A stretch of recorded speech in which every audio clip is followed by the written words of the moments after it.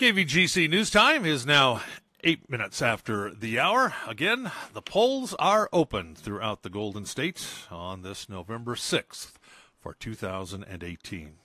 Elsewhere in the news, Sutter Creek's police chief gave a report at last night's Sutter Creek City Council meeting on the impact of homeless and transient residents in the city.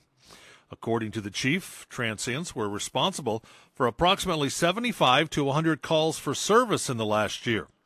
However, this reflects a very small population of between 4 to 5 individuals, and just one person was single-handedly responsible for 36 of those calls. The chief went on to note that the police are limited in what they can do in response, in that most of the calls were for misdemeanors that wouldn't result in arrests or for activities such as camping or sleeping in a car on public property that weren't really crimes.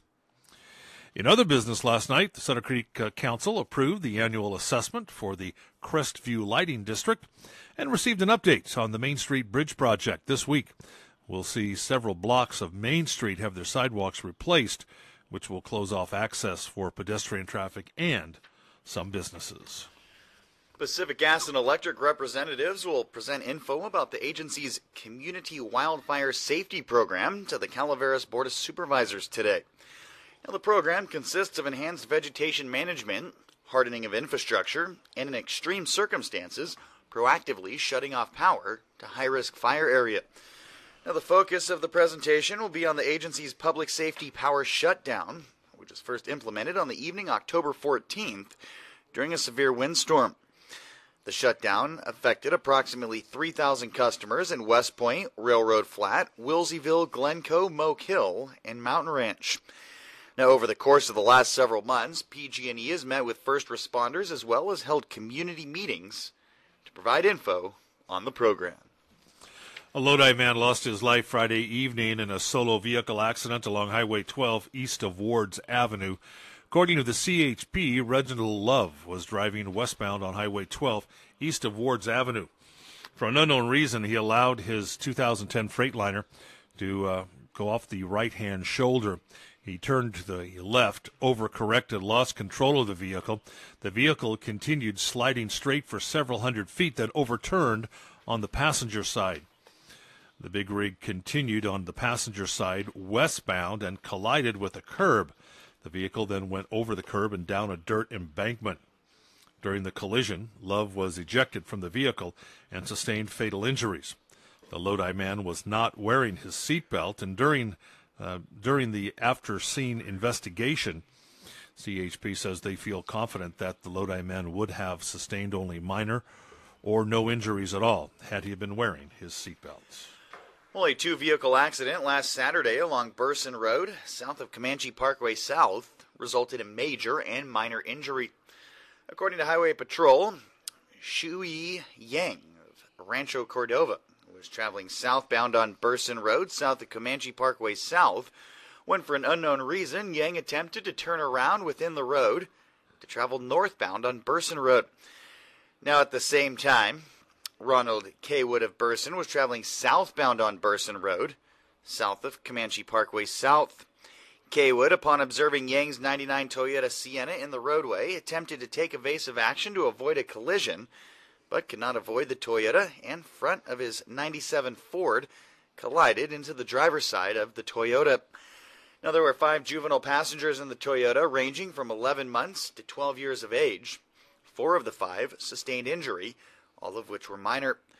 Yang was transported to Doctors Medical Center with major injury. Kaywood refused transport with minor injury.